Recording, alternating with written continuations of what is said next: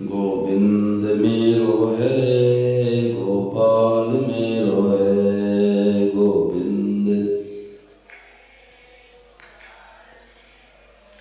श्री बांके बिहारी नंद लाल मेरो है, श्री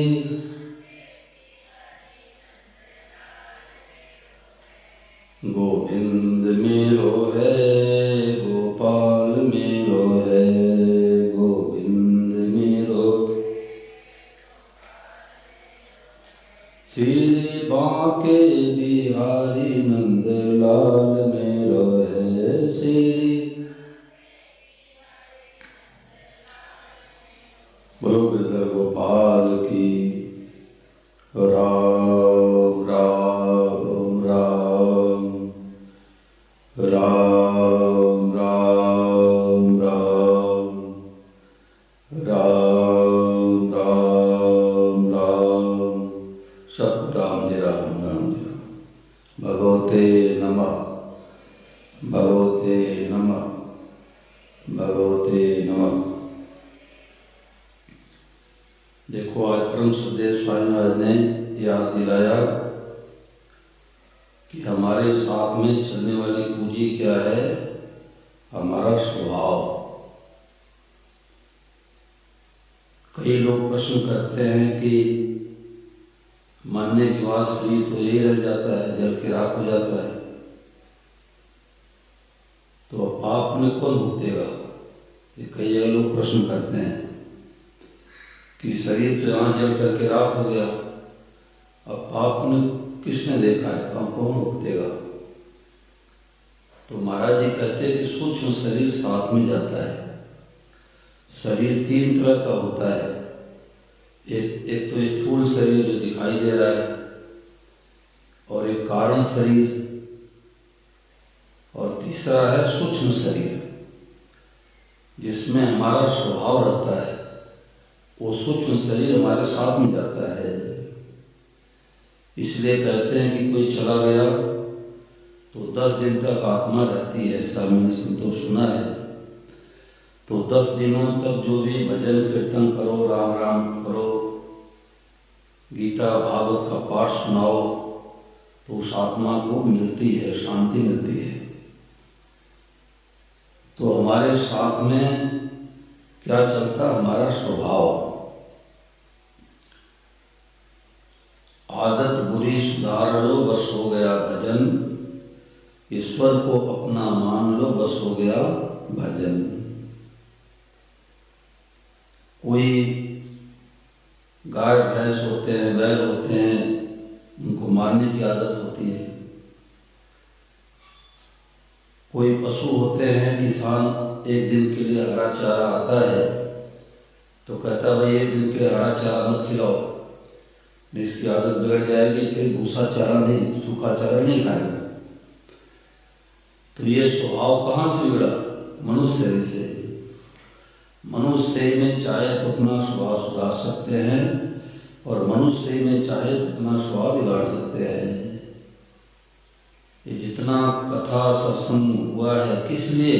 स्वभाव सुधारने के लिए।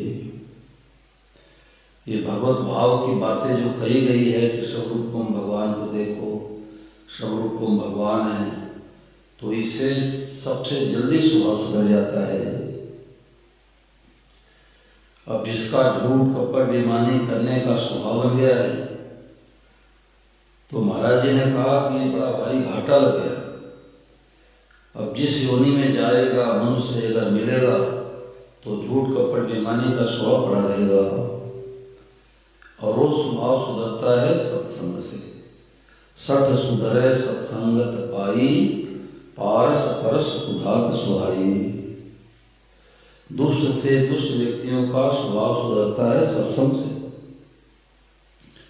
जिनका स्वभाव सुधरा हुआ होता है, उनको घर वाले भी चाहते हैं, बाहर वाले भी चाहते हैं। और जिनका स्वभाव बिगड़ा हुआ होता है, न घर वाले चाहते हैं, बाहर वाले चाहते हैं। बोलो, चाहते हैं क्या? इसका स्वभाव बिगड़ा। स्वामी जी महाराज जी के पास में एक रेलवे के स्टेशन के स्टेशन मास्टर आए।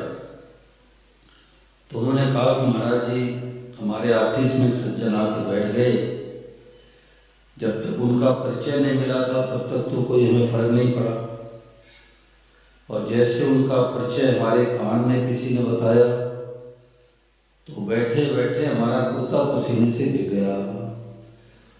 तो महाराज जी ने पूछा क्या परिचय मिला?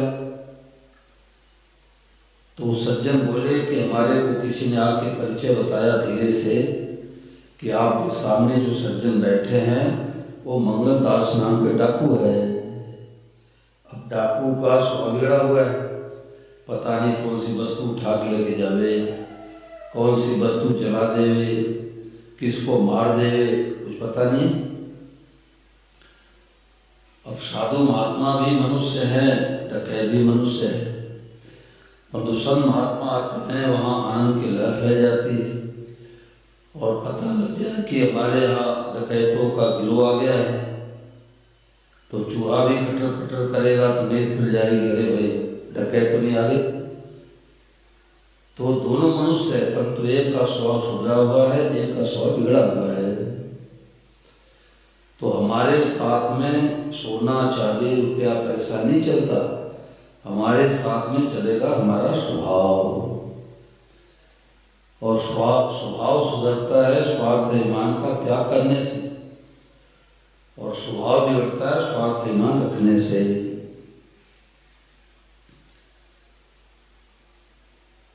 तो ये भाव रखना चाहिए कि हम झूठ नहीं बोलेंगे, कपट नहीं करेंगे, धोखा नहीं देंगे, किसी को दुख नहीं देंगे, किसी का रुपया नहीं दबाएंगे।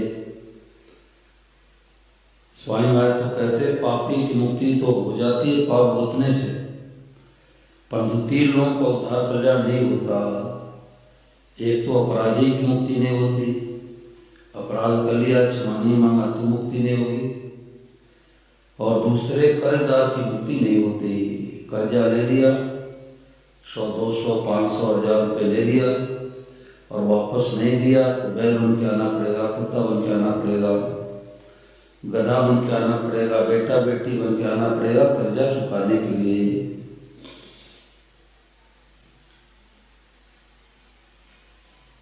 श्री जयदयाल जी उनका जो गीता प्रेस बनाने वाले हुए,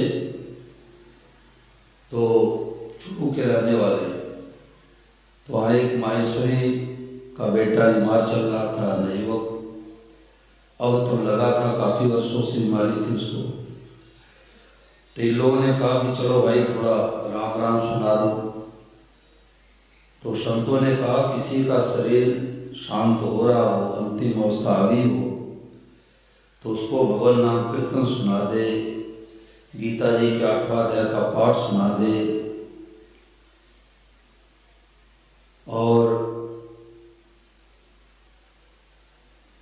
राम राम सुना दे, नारायण नारायण सुना दे, गंगा जल पिला दे, गजेंद्र मोक्ष का पाठ कर दे या राम रक्षा स्तोत्र का पाठ कर ले, तो जीव का उद्धार कल्याण हो जाता है। ये परम सेवा है। यहाँ तक कि कोई पशु पक्षी भी हैं, यदि पता लग गया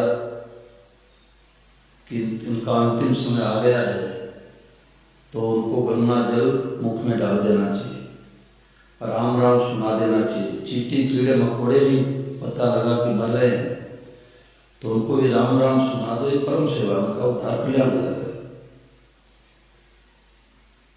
तो गोलका जी 4-5 लोगों को लेकर के गए, तो वो जो नवयुवक था उनके पिताजी रो रहे थे, तो बेटा बोल रहा था कि पिताजी रोने से क्या फायदा, कर्म करते समय आपको डरने लगा, रोने से क्या फायदा।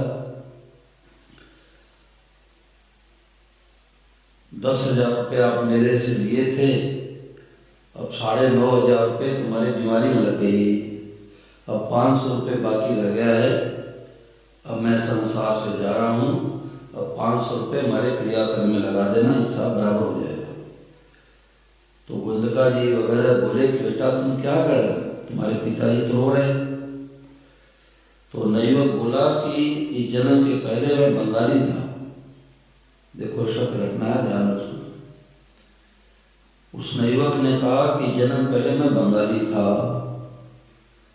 और हमारे पिताजी ट्रेन में बैठ के मुंबई जा रहे थे और हम भी उसी में बैठ के जा रहे थे। तो आपस में बातचीत हुई तो मैंने कहा सेठ जी आप कहाँ जा रहे हो? बोले मुंबई जा रहा हूँ। हमारे से इन्होंने पूछा आप कहाँ जा रहे हो? मैं भी मुंबई जा रहा हूँ। तो हमारे पिताजी ने कहा कि देखो मैं तो बनिया हूँ, हमारे को व्यापार करने आता है, परंतु हमारे पास रुपया नहीं है। तो मैंने कहा कि सेठ जी पैसे तो हमारे पास 10,000 रुपये पड़े थे। तो मैंने कहा कि हमारे पास 10,000 रुपये पड़े हैं, परंतु मैं तो बंगाली ठहरा, हमारे को व्यापार करने नहीं आता। तो हमारे पिताजी ने कहा चलो मुंबई में चलते हैं, हम दोनों व्यापार करेंगे, व्यापार का तरीका हमको मालूम है और जो मुनाफा आएगा आधे आधे का बंटवारा कर लेंगे। तो जब हम लोग स्टेशन से उतरे तो किसी धर्मशाला में रात्रि में ठहर गए। तो जब आधी रात हुई तुम्हारे पिताजी की नीयत खराब हो गई कि गांव वालों का बहुत कर्जा हमारे ऊपर है, अगर इस बंगाली को मार दे तो 10,000 रुपये दे जाएंगे। तो एक दाना भूनने वाली बड़ी मुंजारी थी, उसने हमारे पिताजी ने दोनों मिलकर के हमारा रात्रि में गला काट दिए। तो 10,000 रुपये का बंटवारा कर लिए। अब हिसाब पूरा हो रहा, मैं जा रहा हूँ। तो उन लोगों ने कहा कि चलो ठीक है, आपके पिताजी ने ऐसे गलत काम किए थे, परंतु आपकी पत्नी विधवा होने जा रही युवावस्था में, इसका क्या दोष है? भले वही राम भंजारी है जो पिताजी के सहयोग से गला को काटा था। तो उसके पिताजी बोले देखो सनपात की बारी बोल रहा है, अकबक रहा है, इसके बात तो ध्यान न देना। तो बेटे ने कहा कि फलाने की कोठी को तोड़ करके चोर से लगा करके सोना चांदी लेकर के गए, जा करके देख लेना, वो बात सच्ची तुम्हारी बात सच्ची, वो बात झूठी तुम्हारी बात झूठी। तो इन लोगों ने जा करके सुबह देखा तो उसके मकान को पीछे हिस्सा तोड़ के सोना चांदी ले गए थे। तो कहने का तात्पर्य है कि भाई किए कर्मों का फल जरूर भुगतना पड़ता है। तो हमारे स्वभाव, महाराज ने कहा स्वभाव हमारे साथ में चलेगा। कई लोग भाई होते हैं 10-5 हजार रुपये ले लिए, 1 लाख ले लिए और दबा दिए, वापस देते नहीं, तो कर्जदार की मुक्ति नहीं होती। एक दीवान साहब रात्रि में सो रहे थे तो उन्होंने सपने में क्या देखा कि जो हमारे पिताजी रहे नहीं और सिराने आके खड़े हो गए और कहने लगे देखो बेटा तुम लोगों की पढ़ाई लिखाई समय रुपए की बहुत तंगी थी और मैंने गांव के शंकर तेली से 14 रुपये उधार ले ली और बेटा दे नहीं पाया। तो अब तो हमें बैल बल करके तेल घानी में पेराई करनी पड़ रही है। पुराने जमाने में कोल्हू में सरसों की पेराई करते थे। तो दीवान साहब उठ के बैठ गए, सपना सच्चा है झूठा है। तो कभी कभी सपना सच्चा भी होता है, कभी कभी झूठा भी होता है। तो उन्होंने सोचा सपना सच्चा है झूठा है। पिताजी सपने में आके कह रहे 14 रुपये मैंने उधार लिया था, अब दे नहीं पाया, हमें तो बैल बन करके तेल के घानी पेराई करनी पड़ रही है, 14 रुपये वापस कर दो तो बैल भी नहीं छुटकारा हो जाए। तो गांव वालों से पूछने लगे कि भाई हमारे गांव में कोई शंकर तेली नाम के व्यक्ति रहते हैं क्या? बोले हाँ रहते थे, उनका सही रहा नहीं। दीवान साहब समझ गए सपना बिल्कुल सच्चा है और 14 रुपये पाकिट में लेकर के गए। युवक निकला बेटा, पूछने लगे तुम्हारे पिताजी का नाम शंकर था? बोले हाँ। अब उनका सही रहा नहीं, बताओ बाबू जी क्या काम है? तो दीवान साहब ने कहा कि तुम्हारे पिताजी के समय का कोई बूढ़ा बैल घर में है? बोले है। बोले चलो बैल के पास। जब बैल के पास गए तो जो कुर्ता पहन रखे थे तो कुर्ता का बाँ बैल अपने मुख में नहीं लगे, मानो परिचय दे रहा है कि मैं तुम्हारा बड़ा पिता हूँ, तुम हमारे बेटे हो। दीवान साहब को सुनने देने लगी और 14 रुपये निकाल करके देने लगे, लो 14 रुपये ले लो, इस बैल को हमारे भेज दो। नवयुवक सोचने लग गया कि 14 रुपये में तो जवान बैल खरीद सकते हैं। पहले जमाने में 14 रुपये, 20 रुपये, 50 रुपये लोगों के वेतन हुआ करते थे। पुराने जमाने में 14 रुपये का बहुत महत्व था।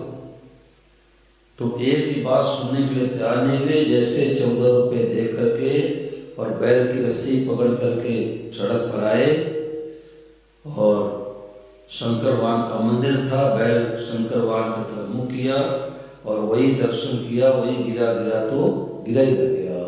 बोलो शंकर भगवान की। यानी 14 रुपये लेकर के वापस नहीं दिया तो बैल बन के आना पड़ा।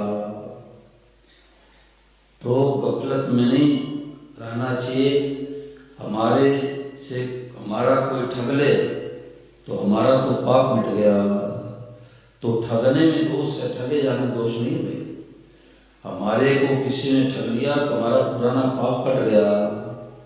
हम किसी को नहीं ठगेंगे। तो आज महाराज जी ने कहा कि स्वभाव बनाओ बढ़िया से बनाओ, सबका हित हो जाए, सबका कल्याण हो जाए, सब सुखी हो जाए, सब निरोग हो जाए। सर्वे भवन्तु सुखिनः, सर्वे सन्तु निरामयाः, सर्वे भद्राणि पश्यन्तु मा कश्चित् दुःख भाग् भवेत्। कोई हमारे को दुख दे दिया तो दे दिया, हम किसी को दुख नहीं देंगे। और आदत बनी रहेगी, स्वभाव सुधरा रहेगा तो हमारे साथ में चलेगा। एक राजपुरोहित थे राजस्थान में, तो अस्पताल में बहुत बड़े अफसर थे। तो बचपन से गायों की सेवा, संतों की सेवा करते थे। तो अंतिम समय में उनको लकवा लग गया, साधु बन गए थे। उन्होंने सुना कि स्वामी महाराज जी का सही पूरा हो गया तो पैर शर निकाल करके साधु वेश में हो गए।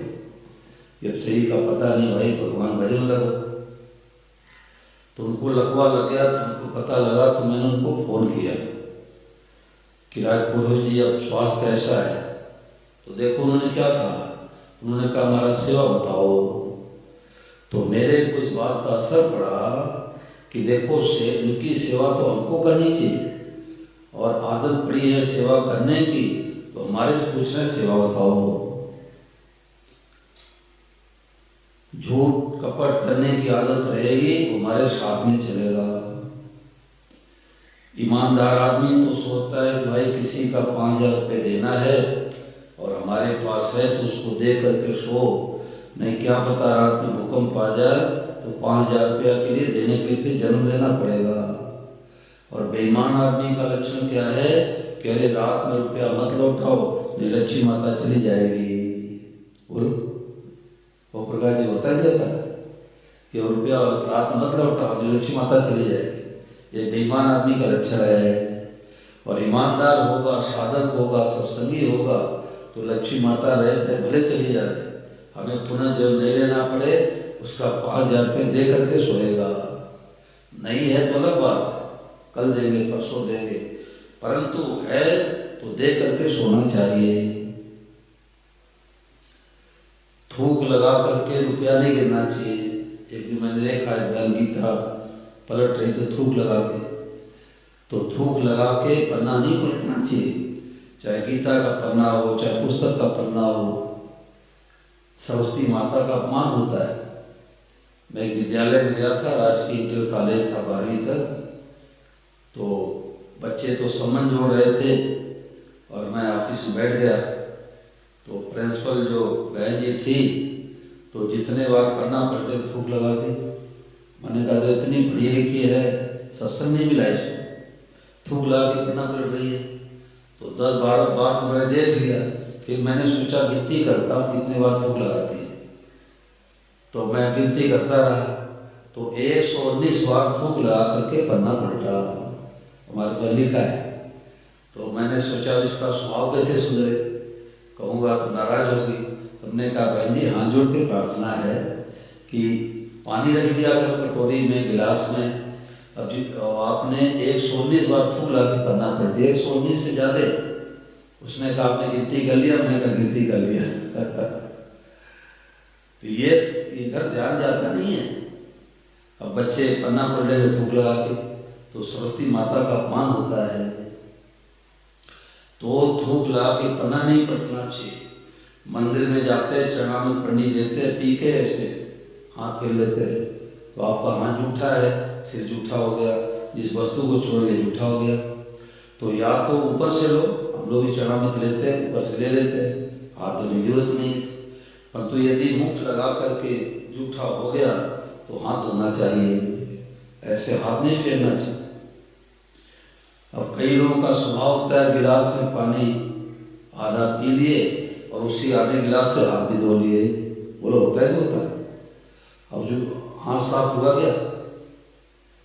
अब बात छोटी है पर दृष्टि नहीं जाती। स्वामी महाराज जी ने कहा कि राजा नल बड़े धर्मात्मा थे, तो उनके पीछे कलयुग पड़ा कि उनके अंदर में कैसे प्रवेश करूं। तो एक दिन राजा नल ने पेशाब तो कर लिया और हाथ नहीं धोया। देखो स्टिकर बनाया कि महाराज नल के शरीर में प्रवेश करने के लिए कलयुग कई दिनों तक प्रतीक्षा करता है। एक दिन लग शंका यानी पेशाब करके राजा नल ने हाथ तो धो लिए पर पैर नहीं धोए तो कलयुग में प्रवेश कर गया। यानी कि अशुद्धि होने पर कलयुग प्रवेश कर जाता है। तो पेशाब करो तो हाथ मुंह धोना चाहिए, खुला करना चाहिए, पैरों पर पानी छिड़कना चाहिए। शुद्धि अशुद्धि का ख्याल नहीं रखेंगे तो कलयुग भीतर प्रवेश कर जाएगा। जूता पहन करके भोजन नहीं करना चाहिए। अब जूता पहन करके जिसको नींद आती हो भाई आँख खोल बैठो। आज हमारे कोई नींद आ गई कई सालों के बाद आज ऐसा हुआ। अलार्म में तो 3:30 बजे का अलार्म है और 3:30 बजे के अलार्म के बाद मैं उठता हूँ, ठाकुर जी को सबको भगवत करके प्रणाम करता हूँ और महाराज जी कुछ से पढ़ता हूँ, फिर शौच स्नान आदि से निवृत्त होता हूँ, फिर सत्संग आता हूँ। यानी बिना स्नान किए मैं प्रार्थना में नहीं आता। साल 2 साल 4 साल 5 साल में शायद भी ऐसा हो गया। तो आज पता नहीं कितने वर्षों के बाद हुआ ऐसा कि अब मैं सोकर अलार्म तो बजा होगा। अब बच्चे को 31 तारीख से मना रहे थे, हल्ला गुल्ला कर रहे थे, तो नींद खुली 12 बजे की लग। तुमने कहा क्या हुआ, कोई भूकंप आ गया क्या, बच्चे चिल्ला रहे। तो फिर मैंने कहा ठाकुर जी को लेकर नीचे उतरो भाई। फिर मैंने देखा है बच्चे हल्ला गुल्ला कर रहे, याद आया कि 31 तारीख है। तो कई बार हल्ला गुल्ला करते रहे तो नींद पूरी हुई नहीं। अब अलार्म बजा आपको पता ही नहीं, और जब मैं देखा मोबाइल तो 5:03 या 4 मिनट था, तो मैं तो तुरंत उठाया, नाम है क्या, इधर आ गया। तो मतलब कि स्वभाव कैसा बनाओ कि प्रातः काल जैसे पानी प्रार्थना करना है। अब बस में रहे, ट्रेन में रहे, कहीं भी रहे, तो महाराज जी का स्वभाव था पानी प्रार्थना करते थे। तो आज तो आप लोग जीत रहे, मैं तो हार गया भाई, मैं तो क्षमा चाहता हूँ, मैं तो हार गया। कई सालों की बात हुआ ऐसा। एक बार राजस्थान में कृष्ण जन्माष्टमी मनाया, तो सोते सोते 2 बज गया रात। देर तक सोने से नींद है भाई, आँख खुली नहीं। तो कोई सज्जन सत्संगी आके बोले कि महाराज 5 बजने में 5 मिनट बाकी है। तो मैं कुछ नहीं किया, सीधे आके प्रार्थना में बैठ गया। तो इसलिए समय से सोना चाहिए, तो समय से नींद खुलेगी। और 12 बजे तक जागेंगे तो 5 की प्रार्थना में नींद नहीं खुलेगी। इसलिए जो साधक है, सत्संगी है, उनको 10 बजे मोबाइल साइलेंट करके सो जाना चाहिए। अब सोने में 11 बज गए और बच्चे हल्ला गुल्ला करने लगे तो अलार्म को पता ही लगा। अब यात्री 50 यात्रियों को बस में ड्राइवर लेके जा रहा है और सबके सब सो जाए, और ड्राइवर जाग रहा है तो ऋषिकेश पहुंच जाएगा, हरिद्वार पहुंच जाएगा, और सब लोग जा रहे, ड्राइवर सो जाए तो तो ये कई सालों बाद ऐसा हुआ कि जो पानी प्रार्थना बिना स्नान के में आया। तो कहने का तात्पर्य कि अपने स्वभाव को बढ़िया से बढ़िया बनाओ। बिस्तर बैठ के भोजन नहीं करना चाहिए। देखो, सत्संगी के खाने में, पीने में, बोलने में, देखने में फर्क होता है। जैसे भूख लगी है, अब बस में जा रहा है, लंबी यात्रा है, अब केले लेकर के और सत्संगी है खा रहा है, और जिनको सत्संग नहीं मिला है वो तो काट काट करके खाएगा और रुमाल निकाल करके हाथ पोंछ लेगा। तो हाथ साफ हुआ क्या? बोलो हुई? साफ नहीं हुआ। और सत्संगी होगा, भूख लगी है तो केला भी खाएगा, परंतु तोड़ तोड़ करके ऊपर से खाएगा, और हाथ साफ रह गया। दाएं हाथ से भोजन करो, बायां हाथ साफ रखो। दोनों हाथ से तोड़ तोड़ के भोजन करते बंदरों की तरह वे भोजन करने नहीं आया। अब माँ ने हलवा खिचड़ी कड़ी रख दिया, अब दोनों हाथ से उठा रहे, दोनों हाथ से खा रहे हैं, और अब उठा रहे तो जूठा हुआ नहीं हुआ। अब बफे सिस्टम कर देते हैं, और एक हाथ में थाई ले लिए और जूता महाराज को कैसे निकाले। अब दूसरे हाथ से खा रहे हैं, उसी हाथ से खा रहे, उसी हाथ से उठा रहे, जूठा हुआ नहीं हुआ। तो जो साधक है, सत्संगी है, ऐसे जय का भोजन नहीं करना चाहिए, क्योंकि जूठन भोजन करने से बुद्धि अशुद्ध होगी। क्योंकि जैसा खाएंगे अन्न वैसा बनेगा मन। बिस्तर बैठ के भोजन नहीं करना चाहिए, कुर्सी बैठ के और जांघ पर थाली रखे उसी भोजन कर रहे हैं, आपका कपड़ा जूठा हुआ नहीं हुआ। मेरे को याद है, पुराने जो लोग रहते थे, इस शरीर के पिताजी थे, तो कपड़े ऊपर के कपड़े निकाल के भोजन करते थे। देखो, पुराने लोग कितने नियम संयम से रहते थे कि वस्त्र पहन के भोजन नहीं करते थे। वो तो परंपरा ही खत्म हो गई।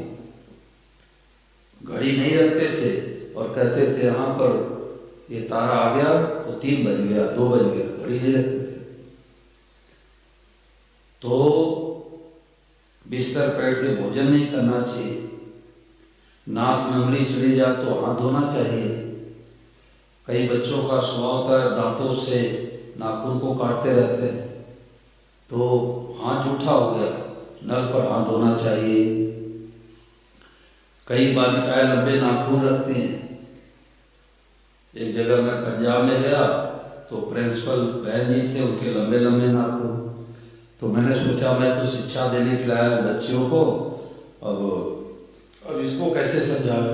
तो मैंने हाथ जोड़ा, बहन जी रविवार को नाखून काट के रखा करो। जिनके लंबे नाखून होते हैं भगवान को दूसरे जन्म में चुड़ैल बना देते हैं, क्योंकि हमने तो मनुष्य से भेजा था, तुमको चुड़ैल बनने का शौक है, चुड़ैल बना दूंगा। अब माँ ने कहा बेटी आटा गूंथो, उसमें गंदगी भरी होती है, अब आटा शुद्ध रहा क्या? बोलो। तो हम अपने स्वभाव को, अब साग सब्जी बेचने वाला आया, बोले आलू कितने रुपए किलो है? बोले 40 रुपए किलो। बोले 2 किलो आलू दे दे। अब 2 किलो आलू लेके 2-4 धनिया मिर्ची उठा दिए। ये बीमार आदमी का लक्षण है, लक्षण है ये। पहले आप तो रेट मत पूछो, आप रेट मत पूछो, 2 किलो आलू ले लो, 2-4 धनिया मिर्ची ले लो और कहो भाई कितने रुपया दे रहे हैं? वो कहे 40 रुपया दो, तो दोष नहीं देगा। परंतु आपने मोल भाव कर लिया कि 40 रुपये किलो आलू है और 2 किलो आलू लेके 80 रुपये आपने दे दिया, ऊपर से मिर्ची धनिया आपने उठाया, तो 2 रुपये बेईमानी आप कर लिए। अब इधर दृष्टि जाती नहीं है। अब घर में भोजन करते हैं, मित्र का फोन आ गया, बोले आप क्या कर रहे? बोले मैं तो रास्ते में आ गया। कर रहे भोजन और कह रहे रास्ते में आ गया। बोलो करते नहीं करते? बहनें भी कहती होंगी हाँ हाँ मैं तो रास्ते में आ गई। क्यों? उसको राजी करने के लिए। अरे ये कहना चाहिए कि भाई लगभग 10वीं में निकलने वाला हो, सत्संग नहीं मिला है तो कहेगा कि कल विरार में आऊंगा, कल बोरीवली जाऊंगा, यानी निश्चित कर देगा। और सत्संगी है तो ये नहीं कहेगा, ये कहेगा आने का विचार है, जाने का विचार है। दोनों में फर्क है नहीं भाई? पढ़े लिखे आपको जाऊंगा आऊंगा तो निश्चित कर दिया, नहीं जाएगा तो दोष रहेगा। और जाने का विचार है, आने का विचार है, तो अगर नहीं गया तो झूठ बोलने का दोष ही लगेगा। जो कहते हैं कि इस समय भलाई का जमाना नहीं है, संसार में बुरे बुरे लोग हैं, तो समझ लो कि सबसे ज्यादा बुराई हमारे अंदर है। बुरा जो ढूंढन मैं चला, बुरा न मिलिया कोई, और जो दिल ढूंढा अपना तो मुझसे बुरा न को। अपने अंदर बुराई होती है तो दूसरे बुरे बुरे दिखेंगे, अपने अंदर अच्छाई है तो सब भले भले दिखेंगे। तो बुरे लोग ज्यादा दिखते हैं कि अच्छे लोग ज्यादा दिखते हैं? अगर बुरे ज्यादा दिखते हैं तुम्हारे अंदर बुराई ज्यादा है, और भले लोग ज्यादा दिखते हैं तो हमारे अंदर भलाई ज्यादा है। दुर्योधन से कहा गया कि जाओ एक अच्छे व्यक्ति को ढूंढ के लाओ, तो दुर्योधन दिन भर घूमता रहा, एक भी उसको अच्छा व्यक्ति नहीं मिला। और युधिष्ठिर जी से कहा गया कि जाओ एक बुरा व्यक्ति को ढूंढ के लाओ, तो दिन भर घूमते रहे, दिन भर घूमते रहे। उन्होंने देखा कि कसाई है, मुर्गे बकरे को साग सब्जी की तरह काट रहा है, साग सब्जी की तरह काट रहा है, तो कौन बुरा है। और जाके वहां एक मिनट खड़े हुए तो एक कुत्ता आया तो मांस का टुकड़ा कसाई ने फेंक दिया। तो उन्होंने कहा करे इतना तो अच्छाई इसके अंदर भी है, यानी सर्वथा बुरा कोई नहीं हो सकता, सर्वथा भला सब हो सकता है। तो हर काम को समय से करना चाहिए, समय से नहीं करेगा तो टेन छूटेगी, प्रार्थना छूटेगी। हर काम समय से करना चाहिए। तो जो हम अपने स्वभाव को ठीक बनाएंगे तो स्वभाव चलने वाली पूंजी साथ में चलेगी। इसलिए और एक बात हो आई कि पापों से बचने का उपाय क्या है, ये महाराज जी ने उपाय लिखा है कि खर्चा कम करना हाथ की बात है, पर रुपए ज्यादा पैदा करना हाथ की बात नहीं है। आजकल दशा यह है कि खर्चा तो फालतू करते हैं और रुपए कमाने के लिए पाप अन्याय करते हैं। न खर्चा अधिक करो न पाप करो। आज सबसे बड़ी समस्या यही है कि रुपया कमाते हैं 1000 और खर्चा करते 1500। अब 500 रुपए के लिए झूठ कपड़े बेईमानी करना पड़ेगा, और फिर कहते हैं कि गृहस्थ में है तो झूठ को करना ही पड़ेगा। तो भगवान कहते हैं चाहे गृहस्थी हो चाहे साधु हो, झूठ कपट का दंड भरना ही पड़ेगा।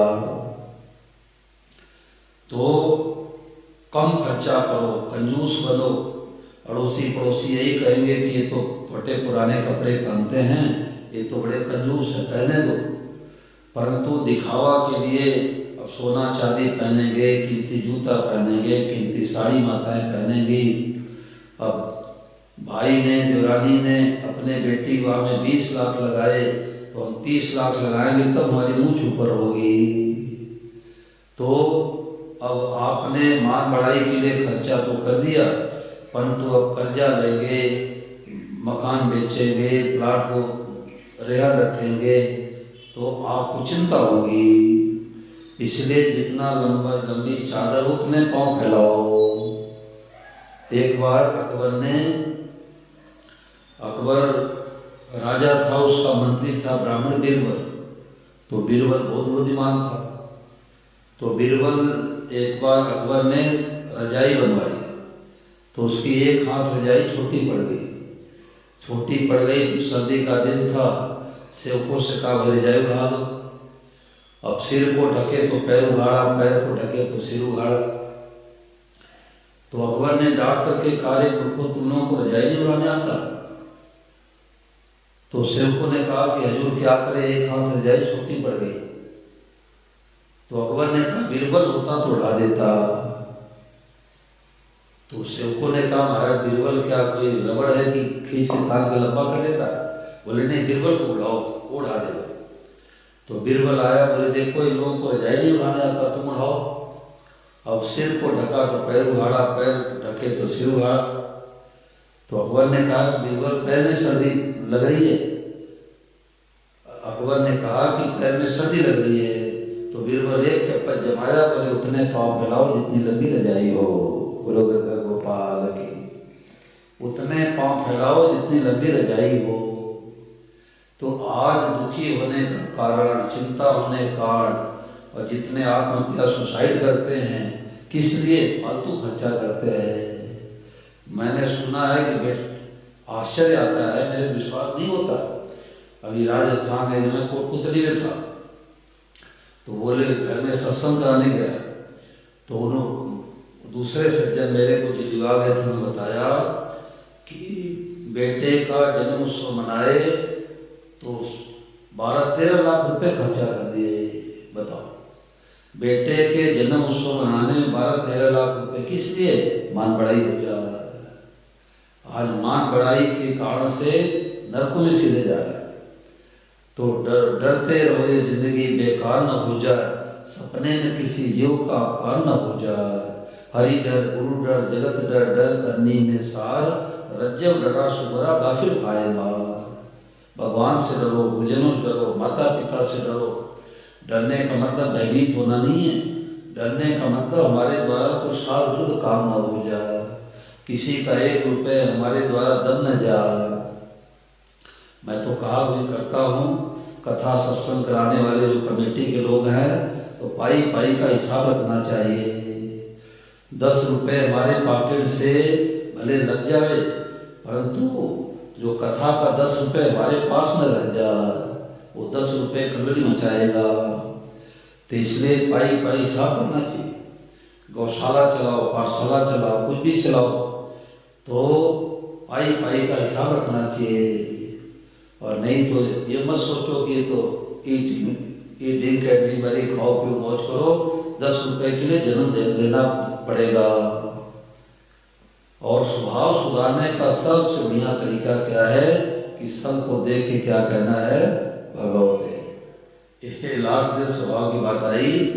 चाहे तो स्वभाव सुधारो तो सब जगह भगवान दिखेंगे, और या तो सब जगह भगवान देखो तो स्वभाव सुधर जाएगा। अब यदि हमारे मित्र को मैं भगवान मानता हूँ, पार्टनर को भगवान मानता हूँ, तो 500 रुपये हट सकता हूँ? नहीं हट सकते। तो खास बात यह है कि भाई भगवान की तरफ चलने में अपना स्वभाव सुधारो और लगन रखो। नारायण हरि लगन में एक पांचों न सुहाग, विषय भोग निद्रा हसी जगत प्रीत बहुबार। 5 चीजें नहीं सुहाएगी। भगवान लगन लगेगा तो 5 चीजें नहीं सुहाएगी। विषय भोग उसको खारा लगेगा। विषय भोग निद्रा ठीक है, 4-5 घंटे सो लिया, 6 घंटे सो लिया। ऐसा नहीं कि रविवार का दिन है, ऑफिस दुकान नहीं जाना तो 9 बजे तक सोता ही रहे। तो नारायण हरि लगन में एक पांचों न सुहाग, विषय भोग निद्रा हसी, हसी ठिठोली उसको नहीं सुहाएगी। और विषय भोग निद्रा हसी जगत प्रीत, संसार में ज्यादा रचेगा बचेगा नहीं। कल बहन जी कह रही थी कि मैं गीता में लगी तो संसार में रचना पचना मेरे को अच्छा नहीं लगा। तो ये वैराग्य होता ही होता है। भगवान में मन लगता है तो संसार में मन नहीं जाएगा। तो विषय भोग निद्रा हसी जगत प्रीत बहुबार, गप सप में समय बर्बाद नहीं करेगा, सदुपयोग करेगा। तो परमात्मा प्राप्ति का सबसे सुगम उपाय है वादो सर्वम। और सब को देख करके क्या कहना है? भगवते नमः। तो गीता का सबसे ऊंचा ज्ञान है। जब सब रूपों भगवान को देखेंगे तो झूठ बोल नहीं सकते, कपट कर नहीं सकते, गाली दे नहीं सकते, अपमान कर नहीं सकते। पहले तो बढ़िया माल दिखा के और ग्राहक को घटिया माल पैकिंग कर देते थे, परंतु अब बढ़िया माल दिखाएंगे, बढ़िया पैसे लेंगे, और कम दर्जे का माल देंगे तो कम पैसे लेंगे। तो हमारे को राजस्थान में 2 माताओं ने कहा अलग कि महाराज मेरे को गाली देने का बहुत स्वभाव था, मैं तो बार बार में गाली निकालती थी, परंतु जब से हमने सुना कि 100 रूपों गोपाल ही बना है, भगवते में कहना है, तो हमारी गाली छूट गई। ये गाली दुर्गुण दुराचार ठगाई छोड़ने का सबसे बढ़िया उपाय है कि सब रूपों भगवान को देख के क्या कहना? भगवते नमः। ऐसे कोई बात पूछ लो भाई। अब 7 दिन 8 दिन में कोई बाकी तो रहा नहीं, पूछने से और बातें खुल जाती, कोई बात पूछ लो। हाँ कारण से है। मतलब कारण शरीर में समाधि लगती है, कारण शरीर में समाधि लगती है, और जो सूक्ष्म शरीर है वो हमारे साथ नहीं जाता है, वो हमारा स्वभाव, हमारा धर्म साथ नहीं जाएगा। चलने वाली पूंजी रुपया पैसा मकान दुकान नहीं है, हमने जो पाप किए हैं, हमने जो पुण्य किए हैं वो हमारे साथ में चलेगा, वो सूक्ष्म शरीर में चलेगा। ये बात है।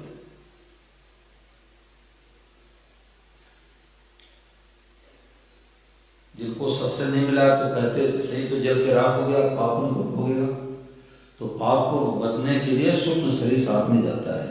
ये बात। और कोई बात पूछ लो है माताओं वरना।